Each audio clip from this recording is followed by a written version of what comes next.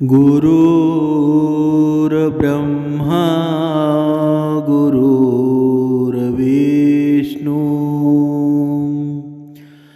गुरुर्देव महेश्वरा सद्गुरु साक्षात परब्रह्मा तस्मै श्री सद्गुरुवे नमः। जय जय रघुवीर समर्थ श्रीराम समर्थ। ओम श्री गुरुदत्तात्रेय श्रीपाद श्री वल्लभाय नमः। सद्गुरु चरणांना नतमस्तक होऊन आपण या निरूपणास सुरुवात करूया। समर्थ सांगत आहे की या मनुष्याच्या मनामधील मीपणा जर निर्माण झालेला मीपणा जर सोडून दिला ना, तर या जगामध्ये कोणताही देवधर्म करण्याची गरज नाही। कारण जेव्हा मीपणा माणसामध्ये असतो ना, तेव्हा देव आपल्या हृदयामध्ये कधीच राहत नाही। अहंकार असतो, धनाचा लोभ असतो। बघा, कधीकधी माणसाच्या जीवनामध्ये, माणसाच्या आयुष्यामध्ये अचानक धन संपत्ती येते। बघा, या हल्लीच्या काळामध्ये, या कलियुगामध्ये बघा, जमिनी विकल्या जातात, त्याच्यामुळे धन पैसा संपत्ती भरपूर येतं। आणि त्या वेळेमध्ये बघा, माणसाच्या हातामध्ये गाडी असते, बंगला असतो, या सर्व गोष्टी अचानक येतात ना। मग बघा, ज्याचं आयुष्य बघा दारिद्र्यामध्ये चाललेलं असतं, तोच श्रीमंत होतो आणि मग त्याच्या जीवनामध्ये गर्व निर्माण होतो। पण समर्थ पुढे सांगत आहेत की गर्वाचं घर कधीही खाली असतं, कारण हा ब्रह्मांड आहे। तुम्ही कितीही धन कमवा आणि कितीही संपत्ती कमवा, पण तुम्हाला ही लक्ष्मी जर टिकवायची असेल ना, तर तुमच्या जीवनामध्ये तुम्ही कधीच गर्व करू नका, कारण गर्वाचं घर कधीही खाली असतं। म्हणजेच काय? म्हणजेच बघा, समर्थ पुढे सांगत आहेत की ज्याने गर्व केला ना, मग तो देवरूपास गेलेला कोणीही असो, कोणत्याही कुळातला असो, ज्याने गर्व केला ना, त्याला कधीही क्षमा झाली नाही। ते कालही सत्य होतं, आजही सत्य आहे आणि उद्याही सत्य आहे। म्हणून आपल्याकडं बघा, रावणाची लंका होती, सोन्याची लंका होती, तरीही त्याचा नाश झाला। आपल्याकडे काय आहे? बघा, जोपर्यंत तुम्ही या गोष्टीचा विचार करत नाही ना, तोपर्यंत काहीही शक्य नाही। बघा, आपल्या एका महिन्यामध्ये अमावस्या पौर्णिमा बघा, या दोन येतात। अमावस्या झाल्यानंतर पौर्णिमा येते, पौर्णिमा झाल्यानंतर परत अमावस्या येते। पण या अमावस्या आणि पौर्णिमा नक्की येतात तरी का?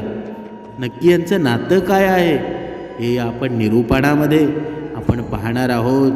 अमावस्या पौर्णिमा या दोन बहिणी आहेत, आणि या नक्की काय, हे यांचं नातं तरी काय आहे, यांचं सर्व विवेचन या निरूपणामध्ये आपण करणार आहोत। ही अमावस्या आणि पौर्णिमाची कथा खूप पौराणिक आहे, पण तुम्हाला सुद्धा प्रश्न पडला असेल, ही पौराणिक कथा आहे, पण ही अमावस्या आणि पौर्णिमा या कलियुगामध्ये करतात तरी काय? याचं संपूर्ण विवेचन आता या निरूपणामध्ये आपण करणार आहोत। बघा, एक राजा होता आणि त्याला 2 मुली होत्या। बघा, कान देऊन लक्ष देऊन ऐका। एक राजा होता आणि त्याला 2 मुली होत्या आणि 1 मुलगा होता। बघा, अशी 3 मुलं होती। एका मुलीचं नाव होतं पौर्णिमा आणि दुसऱ्या मुलीचं नाव होतं अमावस्या। बघा, पौर्णिमा फार धार्मिक वृत्तीची होती. तिला पूजा पाठ भजन करणं कीर्तन यामध्ये रस होता. ती प्रत्येक कामात हुशार होती. परंतु जी अमावस्या होती ना, ती कधीही भगवंताचं नाम घेत नसत. मंदिरात सुद्धा जात नसत. वडिलांच्या चांगल्या वाईट प्रत्येक कामात तिचा पाठिंबा राहत असे. परंतु वाईट कामात पौर्णिमेचा विरोध राहत असे. आपल्याला कोणीही बोलत नाही, पौर्णिमा आपला विरोध करते.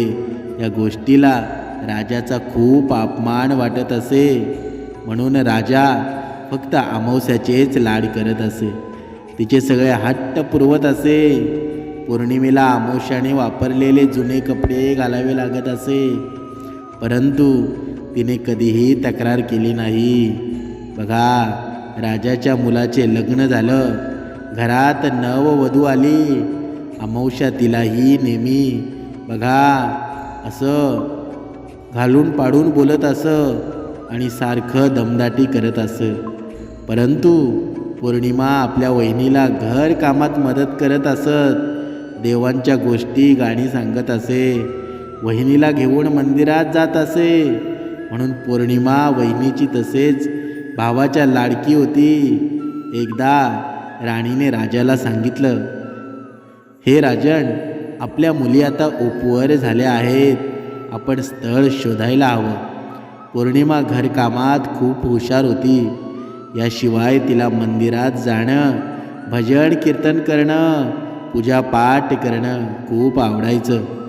म्हणून तिला एका गरीब घरातच द्या.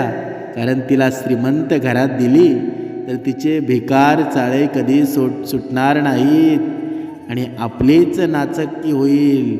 बघा, याशिवाय ती गरीब घरात बरोबर जमून घेईल. असं राजाने बघा राणीला सांगितलं आणि राणीही सहमत झाली. श्रीमंताच्या घरात जम बसवणं तिला अवघड जाईल. म्हणून तिला एका गरीबाच्या पदरातच टाका. परंतु आपली अमावस्या कशी श्रीमंताच्या घरात शोभून दिसेल. तिचं वागणं, बोलणं, उठणं, बसणं सर्व काही उच्च कुळाचं आहे. असं रुबाबदार आहे. याशिवाय तिला घरकामं येत नाहीत. म्हणून तिला राजाच्या राजकुमाराला द्या. म्हणजे तिथे ती बरोबर जुळून घेईल. बघा, राजाने आपल्या पत्नीचं म्हणणं ऐकलं आणि मुलींसाठी स्थळ शोधायला बघा सुरुवात केली. पौर्णिमेसाठी एका झोपडीत पौर्णिमेसाठी एका झोपडीत राहणाऱ्या गरीब घरातील मुलाची निवड केली. तर अमावस्यासाठी त्याच गावातील राजाच्या मुलाची त्याने निवड केली. दोघींच्या लग्नाची बोलणी करून राजा घरी परतला. बघा, दोघींच्या लग्नाची बोलणी केली आणि राजा परत घरी परतला. राणीला त्याने सर्व सांगितलं. राणी खूप खुश झाली. थोड्याच दिवसात दोन्ही मुलींचा विवाह एकाच मंडपामध्ये थाटामाटामध्ये पार पडला. बघा, पाठवणीच्या वेळेला अमावस्याला तिच्या वडिलांनी खूप धन संपत्ती दिली. खूप पैसा अडका, सोने नाणे, कपडे दागिने. परंतु पौर्णिमेला काहीही दिलं नाही आणि सांगितलं, तू खूप देव देव करतेस, मग पाहू तुझा देव तुला काय देतो ते. इतके दिवस तू इथे होतीस, ती आरामात होतीस. बघा, आता सासरी गेल्यावर कळेल की देव देव करून काहीही होत नाही. असं म्हणून दोघांची पाठवणी केली गेली. बघा, इथे अमावस्या सुखात ऐश्वर्यात होती. तिच्या हाताखाली 8-10 नोकर होते. फक्त तिने काही इशारा केला की तिला काम लगेच पूर्ण होत असे. परंतु इकडं पौर्णिमेच्या घरात 18-20 दारिद्र्य नांदत होतं. एका वेळेस खाल्ले तर दुसऱ्या वेळेस खाण्याची चिंता लागत असे. दिवस रात्र कष्ट करून दोघे पती पत्नी कसे तरी दिवस ढकलत होते. तसे 7-8 वर्ष निघून गेली. आता अमावस्येला आणि पौर्णिमेला 2 मुलं होती. इतक्या वर्षानंतर पौर्णिमेच्या परिस्थितीमध्ये काहीतरी बदल झाला नव्हता. त्यात आई वडीलही गेले. तसंही तिला आई वडिलांचा काही आधार नव्हता. एकदा अमावस्याने तिच्या पतीच्या इच्छेखातीर घरात मोठी पूजा ठेवलेली होती. तिने संपूर्ण गावाला आमंत्रण दिलं बघा. आणि तिची सख्खी बहीण गावात असून सुद्धा तिला बोलवलं नाही. ती गरीब आहे, ती आली तर माझी मान खाली जाईल असं तिला वाटलं. परंतु पौर्णिमेला देवाधर्माची फार आवड होती. त्यातल्या त्यात संपूर्ण गाव अमावस्येच्या घरी जाऊ लागला. पौर्णिमा घराबाहेर बसली होती. तिच्या शेजारच्या बाईने तिला विचारलं, तू आज येणार नाहीस का? तुझ्या तर सख्या बहिणीकडे पूजा आहे. तू तर प्रत्येक ठिकाणी पूजेसाठी हजर असतेस. येथे तर तुला यावेच लागेल. पौर्णिमेला विचार केला, इतकी मोठी पूजा, तिची त्यातली तयारी बोलवायला विसरली असेल, किंवा तिला वाटलं असेल बहीण आहे, घरचीच आहे, तिला कशाला आमंत्रण द्यायचं. बघा, तर आपणही कशाला मान पण घेत बसायचं. तसेच देवाचं काम आहे, केलेला आपल्याला थोडी ना कमीपणा येणार आहे असा विचार करून आपल्या पतीला आणि मुलांना घेऊन अमावस्याच्या घरी गेली. अमावस्याने तिला पाहिलं, परंतु तिच्याकडे लक्ष दिलं नाही. एका लवकरकडून तिला निरोप पाठवला बघा, की तुला बोलावलं नाही तरी तू हलकटासारखी आली आहेस. आता आली आहेस तर गपचूक एका कोपऱ्यात बसून इकडे तिकडे घरात भटकू नकोस, नाहीतर माझ्या वैभवाला, माझ्या ऐश्वर्याला तुझी नजर लागेल. असा निरोप बघा पौर्णिमेला तिने दिला. तिला फार वाईट वाटलं, परंतु ती काहीही बोलली नाही. तिने तिच्या नशिबाला दोष दिला. ती भगवंताला म्हणाली, देवा, मी तुमची पूजा केली, आराधना केली, याचे मला हेच फळ का? बघा, आपण म्हणत असतो जीवनामध्ये की मी एवढी परमात्म्याची, परमेश्वराची, समर्थांची पूजा करतो, भक्ती करतो, तरीसुद्धा माझ्या नशिबी दारिद्र्य का? बघा, पुढे ही कथा ऐका. बघा, ती म्हणू लागली देवाला, मी तुझी एवढी पूजा करते, हेच मला फळ दिलं का तुम्ही? माझी परिस्थिती कधीच सुधारणार नाही का? बघा, तिने परमेश्वराला प्रश्न विचारते, किती दिवस हे भोग मी भोगणार आहे? पूजा संपली, सर्वांनी प्रसाद खाल्ला. अमावस्याने मुद्दाम पौर्णिमेला प्रसाद दिला नाही. ती तशीच निघाली. तिला खूप वाईट वाटलं. वाटे तिच्या मनात विचार आला की घरी जाऊन मुले विचारतील, मावशीने काय दिलं, तर मुलांना काय सांगावं. म्हणून तिने आपल्या पतींना आणि मुलांना सांगितलं की मी खूप दिवसापासून माहेरी गेली नाही, म्हणून आज माहेरी जाते हो, उद्या लगेचच माघारी येते. असं म्हणून ती माहेरी जायला निघाली. रस्त्याने जाता जाता वाटेत तिला एक तुळस भेटली. त्या ठिकाणी एक म्हातारी बाई बसली होती. बघा भाग्यवान श्रोत्यांनो, लक्ष देऊन ऐका. त्या ठिकाणी बघा, रस्त्यामध्ये जाता जाता वाटेत तिला एक तुळस भेटली. त्या ठिकाणी एक म्हातारी बसली होती.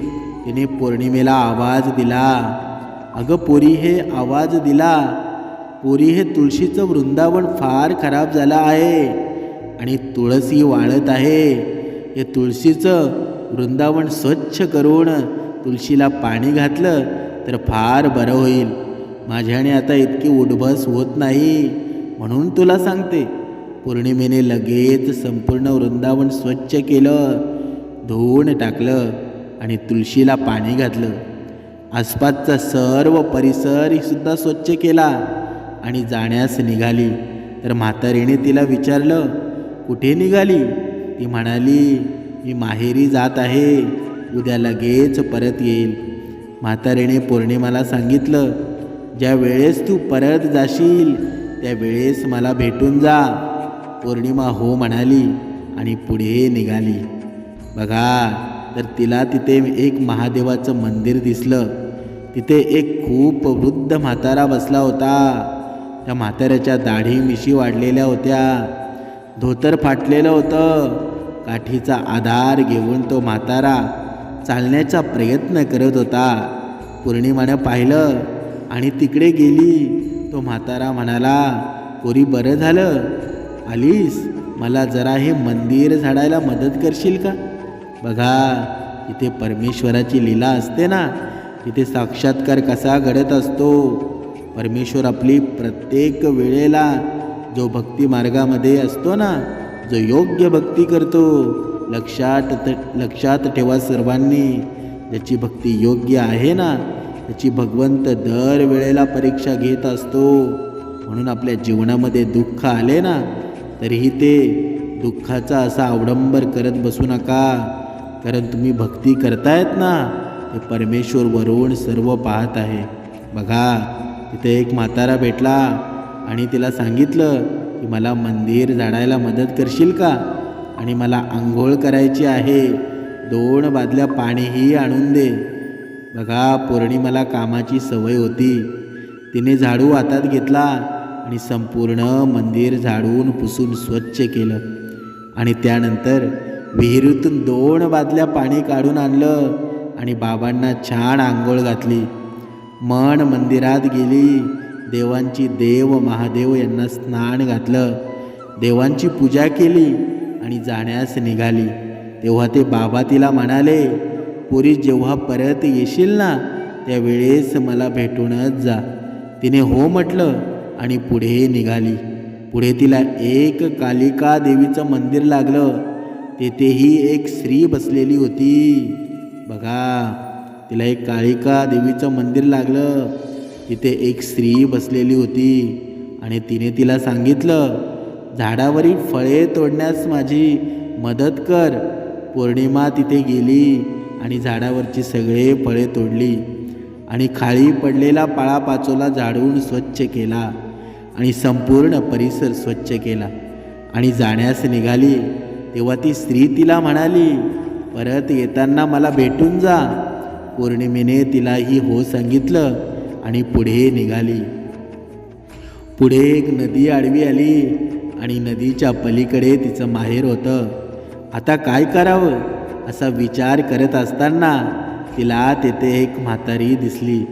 ती शांतपणे तेथे बसलेली होती. ती दुसरी कोणी नव्हती, साक्षात गंगा होती, गंगा मैया होती. म्हातारीकडे गेली आणि तिला विचारलं, आजी तुम्ही इथे अशा का बसल्या आहेत बरं? तर म्हातारीने सांगितलं, मला नदीकडे बघून खूप वाईट वाटत आहे. सर्वजण येतात आणि नदीत घाण टाकतात, नदी अस्वच्छ करतात आणि निघून जातात. नदी कोणीही स्वच्छ करत नाही. पौर्णिमेने सांगितलं, इतकेच ना, चला तर मग मी नदी स्वच्छ करते. तिने नदीच्या आसपासच्या पाणवेळी सर्व काढून टाकल्या. नदीत टाकलेले कपडे घाण सर्व काही ठिकाणी काढले. बघा नदी अगदी स्वच्छ दिसू लागली. म्हातारीने पौर्णिमेला विचारलं की तू कोठे जात आहेस? पौर्णिमेने सांगितलं, नदीच्या पलीकडे माझं माहेर आहे, मला तिथे जायचं आहे, परंतु कसं जावं तेच समजत नाही. तोच म्हातारीने एक नाव बोलवली. ते नाव संपूर्ण फुलांनी भरलेली होती. बघा म्हातारीने तिला सांगितलं की जाताना मला भेट, मगच जा. तिने हो सांगितलं आणि नावेत बसली. माहेरी गेली. नंदेला पाहून वहिनीला फार आनंद झाला. तिने तिचा आदर सत्कार केला. खूप दिवसांनी आवडती नणंद घरी आली म्हणून तिने गोड धोडाचा स्वयंपाक केला. पौर्णिमेलाही वहिनीला स्वयंपाकात मदत केली. भाच्यासोबत मस्ती केली. त्यांनाही फार आनंद झाला. तिने फळे आणली होती, भाच्यांना दिली. खूप दिवसांनी आत्या घरी आली म्हणून त्यांनीही आत्यासोबत मनसोक्त गप्पा मारल्या. बहीण भाऊ कितीतरी वेळ बोलत बसले. वहिनी नजरेनं हा बघा पूर्ण खेळ बघत होती. बघा हा कौतुक सोहळा पाहत होती. आणि दुसऱ्या दिवशी पौर्णिमा आपल्या घरी जाण्यास निघाली तर तिच्या वहिनीने तिला भरपूर खाऊ मिठाई दागिने बरोबर दिले. बघा आणि एक लाल रंगाची साडी नेसायला दिली. ती भरल्या मनाने वहिनीला आशीर्वाद देऊन सासरी जाण्यास निघाली. बघा जेव्हा नदीकडे आली तर तेथे ती फुलांची बोट हजरच होती. ती बोटीत बसली आणि नदीच्या पलीकडे निघाली. त्या म्हातारीने तिला एक गाठोडं दिलं व सांगितलं की या काही वस्तू आहेत माझ्याकडं. बघा या काही वस्तू आहेत माझ्याकडं, त्या पडले आहेत. आता मी ही एकटीच आहे, याचं काय करावं.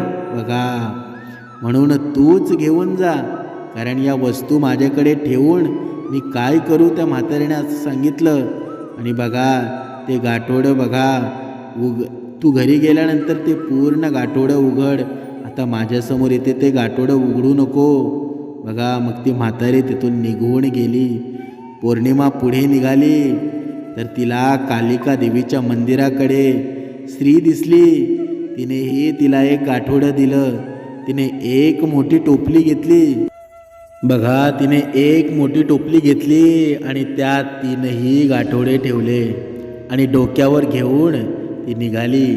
पुढे गेली तर देवाचे देव महादेवांच्या मंदिराबाहेर तो म्हातारा बसलेला दिसला. त्यानेही एक मोठं गाठोडं बांधून ठेवलं होतं.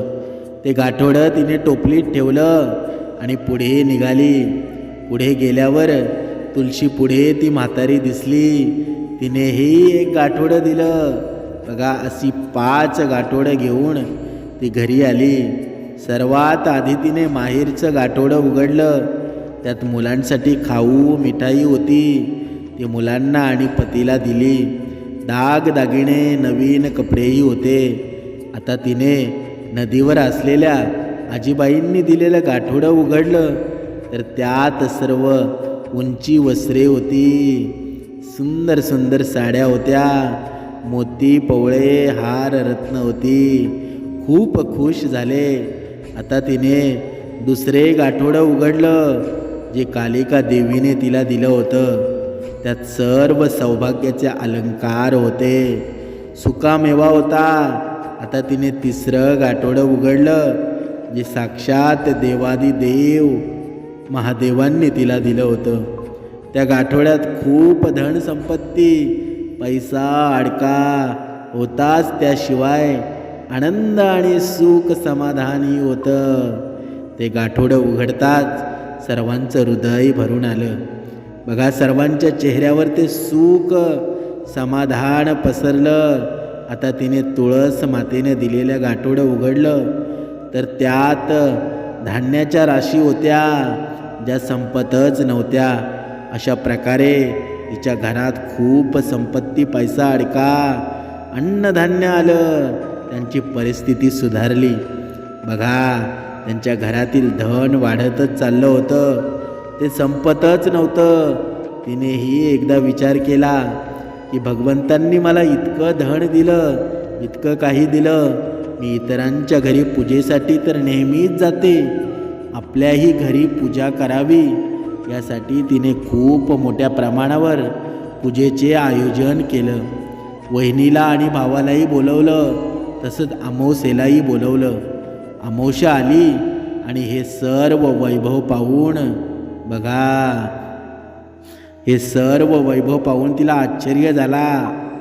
पूजेनंतर खूप मोठा महाप्रसादाचा बघा कार्यक्रम झाला आणि त्यानंतर सर्वांना एक एक मुठभर रत्ने मोती दिले गेले. अमावस्याला हे पाहून खूप आश्चर्य वाटलं. तिने पौर्णिमाला विचारलं की हे सर्व काय आहे, तू इतके वैभव कुठून मिळवलं? आजपर्यंत कुणाला दक्षिणा दिली नाही आणि आज भेट म्हणून सर्वांना रत्न माणके वाटत आहेस. त्यावेळी तिने सर्व हकीकत बहिणीला सांगितली. आमोशा प्रसाद न घेता तिथून निघाली. विचार केला की बघा की मीही उद्या लगेच जाऊन अशी सर्व धन संपत्ती घेऊन येईल. दुसऱ्या दिवशी बघा तीही माहेरी जाण्यास निघाली, तर रस्त्यात तिला तुळशीजवळ एक म्हातारी दिसली. तिने तिला सांगितलं की पोरी जरा वृंदावन स्वच्छ कर आणि तुळशीला पाणी टाक. तर आमोशाने तिला सांगितलं, ए बाई, मी असली काही कामं करणारी वाटते का तुला?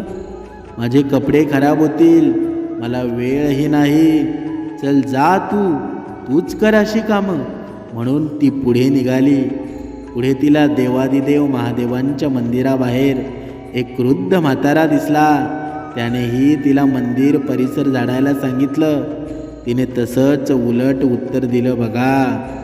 त्याच पद्धतीचं उत्तर तिने बघा दिलं आणि तिथून पुढे निघाली. कालिका देवीच्या मंदिरातही तसंच झालं आणि नदीकडेही तसंच झालं. आता तिला नदीच्या पलीकडे जायचं होतं, तर तिने म्हातारीला नाव आणायला सांगितली. म्हातारीने नाव बोलवली, परंतु त्यात सर्व काटे कुटे भरलेले होते. तसेच ती एका बाजूला बसली. तिच्या पायात काटा टोचला बघा. तिच्या पायात रक्तबंबाळ झाला. तशी ती लंगडत माहेरी गेली. तिच्या वहिनीने बघा तिला पाहिलं तर तिला खूप राग आला. तिचे आई वडील होते, तोपर्यंत आपल्यावर खूप रुबाब केला हिने. आता हिचे काहीही ऐकायचं नाही असं म्हणून तिने तिच्याकडे लक्ष दिलं नाही. नणंद आली म्हणून तिने काहीही नवीन केलं नाही. घरात रोजचा स्वयंपाक केला, तो आमोशाने गुपचूप खाल्ला बघा. रात्र कशीबशी काढली आणि दुसऱ्या दिवशी घरी जाण्यास निघाली. भाऊ व भाची आमोशाच्या येण्याने आनंदित नव्हते. तिने वहिनीला सांगितलं, मी इतक्या दिवसांनी आली आहे, घरी परत जात आहे, काहीतरी द्या ना. पौर्णिमेला कसं दिलं तुम्ही? तर तिने मला सांगितलं, तुम्हाला जड ओझं उचलता येणार नाही, तुम्ही पुढे जा, मी मागून पाठवून देते. ती खूप आनंदी झाली आणि निघाली. नदीकडे म्हातारीलाही तिने सांगितलं, आजी, तुम्ही पौर्णिमेला कसं गाठोडं दिलं होतं, आता मलाही द्या. तर म्हातारीने सांगितलं, तुला कामाची सवय नाही, तू ते ओझी कसं उचलणार, मी तुझ्या घरी पाठवून देते. असंच कालिका देवीच्या मंदिरात, देवादिदेव महादेवांच्या मंदिरात आणि तुळशीकडेही झालं. ती खूप आनंदाने घरी आली. तोपर्यंत तिचे नोकर 5 गाठोडे घेऊन आले होते. तिने सर्वात आधी माहेरचं गाठोडं उघडलं बघा. अगोदर माहेरचं गाठोडं उघडलं आणि त्यात माती होती. नदीवरचं गाठोडं उघडलं तर त्यात काटे, नदीतील घाण आणि कचरा होता. कालिका देवीच्या मंदिरातील गाठोडं उघडलं तर त्यात सडलेली फळे, काटे कुटे होते. आणि देवांचं देव महादेवांच्या मंदिरातील गाठोडं उघडलं तर त्यात साप आणि विंचू होते बघा. तर तुळशीचं गाठोडं उघडलं तर त्यात दगड गोटे होते. हे सर्व पाहून तिने कपाळाला हात लावला. बघा, या आपल्याला किती त्रास असेल बघा. या कथेमधून या मानवाने काय घ्यायचं, तात्पर्य काय? आपल्याला बघा कितीही त्रास असेल, काहीही असेल, तरी धर्माचा आणि सत्याचा मार्ग सोडू नका. ते धर्माच्या आणि सत्याचा बघा, सत्याच्या मार्गावर चालतात ना, देव त्यांची परीक्षा पाहत असतात, परंतु त्यांना शेवटी त्याचे गोड फळच मिळत असतं. या उलट जे आपल्या धन संपत्तीचा, पैशाचा गर्व करतात, इतरांनाही त्रास देतात, शेवटी त्यांच्या नशिबी माती आणि दगडगोटेच असतात. हे प्रत्येक मानवाने लक्षात ठेवायला हवं. भाविक सज्जनांनो, ही कथा खूप मोठी झाली, पण ही कथा सांगणं खूप गरजेचं होतं. कारण बघा, पुराणामध्ये अशा गोष्टी घडलेल्या आहेत या कथेचं महत्त्व तरी काय? तुम्ही एक प्रश्न विचारला असेल तुमच्या मनामध्ये सुद्धा असेल, या कथा सांगून या मानवाचं भलं होईल का? बघा, या कथांमध्ये मानवाचं भलं होत नाही, पण जीवन कसं जगायचं एक ऊर्जा निर्माण होते. आणि या जेव्हा ऊर्जा निर्माण होते ना, तेव्हा आपल्या पूर्वजांनी ज्या चुका केलेल्या आहेत त्या आपण करायच्या नाहीत, हे पुराणातील कथा सांगतात. म्हणून प्रत्येकाने बघा, आपल्या नशिबामध्ये जे काही दिलं आहे ना, तेच सर्वश्रेष्ठ आहे. आणि कोणत्याही गोष्टीचा बघा बाहुबली करू नये. आपल्याकडे धन संपत्ती पैसा असेल ना, त्याचा गर्व कधी करू नये. ज्याने गर्व केला ना, त्याला त्याची किंमत मोजावीच लागली. बघा, आपल्या समोरचा आपला भाऊ असेल, आपला मित्र असेल, जर त्याच्याकडे धन संपत्ती नसेल, त्याची परिस्थिती धन संपत्तीमध्ये कमी असेल, तर त्याला हसू नये. बघा, त्याला कमी लेखू नये. कारण परमेश्वर आहे, जे त्याचा भक्त आहे ना, त्या भक्ताला कधीही नाराज करत नाही. भले आता तो श्रीमंत नसेल, पण एक दिवस त्याचा येणार आहे. पण भक्ताने सुद्धा धीर ठेवायला हवा. पण आताचा भक्त कसा आहे की आता उपासना केली तर लगेच दुसऱ्या दिवशी मला फळ पाहिजे. मग अशा भक्ताचं उपासनेकडे लक्ष लागेल का? भक्ती मार्गाकडे लक्ष लागेल का? या गोष्टीचं जेव्हा या माणसाला समजेल ना, या मनुष्य देहाला समजेल ना, तेव्हा खरा परमार्थ घडेल, तेव्हा खरी भक्ती घडेल. आणि तेव्हाच या हृदयामध्ये, या मनामध्ये श्रीराम समर्थ जागे होतील. बघा, जागृत होतील. जोपर्यंत या हृदयामध्ये देव परमेश्वर जागृत होत नाही ना, तोपर्यंत या मनातला मीपणा, गर्व कधीच जाणार नाही. आणि जायचं असेल ना, तर या मनामध्ये या अहंकाराला काढून श्रीराम समर्थांची जागा द्यायला हवी. श्रीराम समर्थांना या देहामध्ये स्थान द्यायला हवं. ते ऑलरेडी होतेच या देहामध्ये, पण या मानवाने त्यांना काढून टाकलं आणि त्यांच्या जागी अहंकार रूपी रावणाला बसवलं. बघा, आज ही वेळ गेलेली नाही आहे. जशी परिस्थिती बघा, अमावस्या आणि पौर्णिमा या दोन बहिणींची पूर्ण कथा तुम्ही ऐकलेली असेल. म्हणून कुणाला आयुष्यामध्ये कमी लेखू नका. प्रत्येकाची वेळ येते आणि जेव्हा वेळ येते ना, तेव्हा समोरचा कितीही बलाढ्य असला ना, तरीही तो पराजित होतो. वेळ ही प्रत्येक माणसावर येत असते. मग देव असो की मानव असो, वेळ तर प्रत्येक माणसावर येते.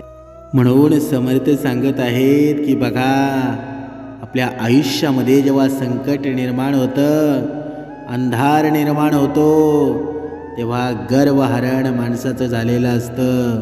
म्हणजेच काय? बघा, ज्याच्याकडे धन संपत्ती आहे, खूप पैसा आहे, पण अचानकपणे जेव्हा धन पैसा निघून जायला लागतो ना, तेव्हा अमावस्यासारखी अवस्था होते. म्हणून बघा, अमावस्याकडं खूप धन होतं, पैसा होता, पण गर्व मात्र दाटून भरलेला होता. म्हणून अमावस्याला बघा, जेव्हा अमावस्या येते ना, तेव्हा रात्र होते, अंधार होतो. म्हणून आपण अमावस्यासारखं व्हायचं की पौर्णिमेसारखं व्हायचं, हे या माणसाने लक्षात घ्यायला हवं. आणि जेव्हा पौर्णिमा असते ना, तेव्हा बघा लख प्रकाश असतो, लख सौंदर्य असतं. बघा, रात्रीत सुद्धा माणूस एकमेकांना दिसतो, एवढा लख प्रकाश असतो. म्हणून या जीवनामध्ये आपण पौर्णिमेसारखं व्हायचं की अमावस्यासारखं व्हायचं हे ठरवायला हवं. म्हणून बघा, आपल्या या जीवनामध्ये आपण कधीकधी म्हणत असतो की माझ्यावर कुणीतरी काळी जादू केली आहे, पण आपण असं म्हणतो की माझ्याकडे कुणीतरी शुभ्र जादू केली आहे, असं म्हणतो का? तर नाही. म्हणजेच काय? म्हणजेच जिथे गर्व असतो ना तिथे कधीही अंधार असतो, आणि जिथे पुण्य असतं, जिथे प्रेम असतं, जिथे बघा धर्माचा प्रसार होतो, धर्माचा विचार केला जातो ना तिथे पौर्णिमा असते. म्हणून प्रत्येक महिलांनीसुद्धा आणि प्रत्येक पुरुषांनीसुद्धा विचार करायला हवा की आपल्या जीवनामध्ये आपण अमावस्यासारखं व्हायचं की पौर्णिमेसारखं व्हायचं. बघा, विचार करा आणि एक कोणाला तरी निवडा आणि त्यांच्या मार्गावर चाला, कारण हा विजय फक्त तुमचाच आहे. बघा, समर्थ पुढे सांगत आहेत की माणसाने कसं वागावं दुसऱ्याने सांगण्यापेक्षा स्वतःच्या मनाला विचारा की आपण जे वागत आहोत ते चांगलं आहे का. पण या माणसाचं असं झालं आहे की स्वतःच्या मनावर जर स्वतःचा कंट्रोल असता तर याने स्वतः चांगलं वागलं नसतं का. बघा, पुढे समर्थ सांगत आहेत की म्हणून या देहाला भक्ती मार्गाची गरज का आहे. कारण या देहामुळे बघा, या भक्ती मार्गामुळे, उपासनेमुळे हा देह एकचित्त होतो, आणि हा देह बघा, हा आत्मा जेव्हा एकचित्त होतं ना तेव्हाच खऱ्या भक्तिमार्गाची बघा भक्तिमार्ग निर्माण होतो. देवाच्या जवळ आपण जातो आणि देवाला आपण सर्व सुख दुःख सांगतो, आणि खरी प्रेमाची आणि या सुखकारी जीवनाची खरी जर कोणती दिशा असेल ना तर जेव्हा मन एकचित्त करा तेव्हा परमेश्वराची भक्ती आपोआप घडून जाईल. गर्व अहंकार आपोआप नाहीसा होईल. जय जय रघुवीर समर्थ.